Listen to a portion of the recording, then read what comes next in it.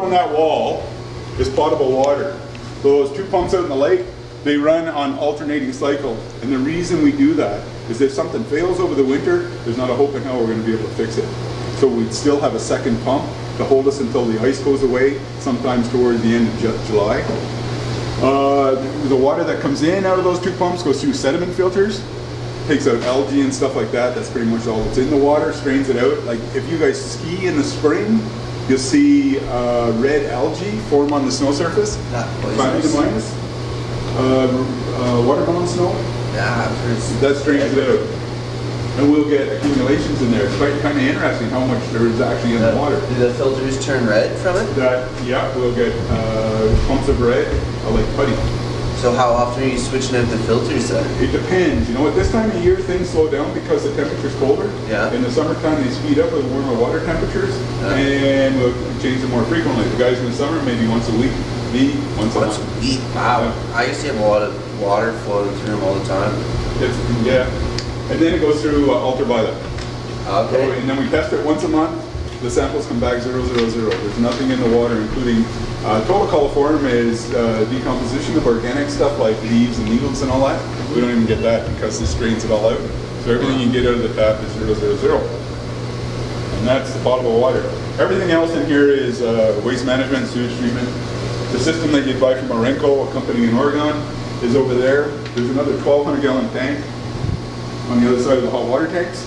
That's the actual system with that rectangular green tank. So if you're going to buy one for your house because you lived on the water and you're required to have tertiary sewage treatment, that's what you get. Is that 1,200 gallon tank. It's a 2-chamber tank and the rectangular Advantex filter. And you'd probably bury it in your garden below ground, and you just have the risers, the inspection lids on the surface, and that's all you need to do the work on the system. What there is over there is 200 pieces of filter fabric in that green tank, hanging vertically, and then about 48 lawn squirters, lawn sprinklers that are charged by a pump from this 1,200 gallon tank here every 10 minutes for 30 seconds. And all the droplets go down that filter fabric, and the bacteria that we introduce into the system that were in our guts work on the pathogens, and that's what cleans them up. And we do a final treatment at the very end with ultraviolet there too, and a little bit of dilution so none of the pathogens can hide. And we test that, and we are as good as the manufacturer suggests we can get out of that system. Even though this serves actually quite a few more people, especially in the summer. You not only have 20 beds up there, and a few more beds in the staff area, but day use coming through here, so the thing is totally maxed out in the summertime. It's got this extra 1,200 gallon tank, and actually everything in the hut goes in here first. And then just a little higher quality fluid goes on to the next step. And on the way, as soon as it leaves this tank, which is analogous to a big septic tank, there's air introduced. So we call that our aeration tank, and we get the aerobic bacteria going. So through the entire remainder of the system, it's all aerobic bacteria. Here, it's anaerobic, just like any other septic tank. The unfortunate thing with this system is, although it's not that big a deal, we got to pump this out every 2 years. So we have a big diaphragm pump. We get a bunch of 45 gallon drums out the back. We pump out this tank, and then fly it down to the nearest parking lot. That's a lot of work. Yeah, it's kind of grubby. But we have it dialed. We just did it again this summer.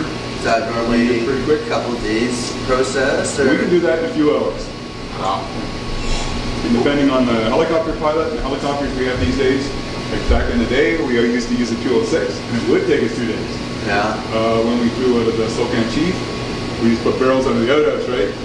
And then if one got full, we took that one out and put an empty one under. And then once a year, we flew them all down. 206 is really slow, can't carry that much. And then we got to bring up the propane tanks, weigh 700 pounds. That's all that a 206 can carry. Barely carry a 700 pound tank. Whereas B2, we can fly 3 toilet barrels at once, 2 propane tanks, and it just goes light on fuel. We keep fuel down at that. And now this guy that's going to start flying here this winter is going to bring a B. It's just over in Ontario right now, flying a B3. So it'll be a little more powerful. Yes. Sweet. Yeah.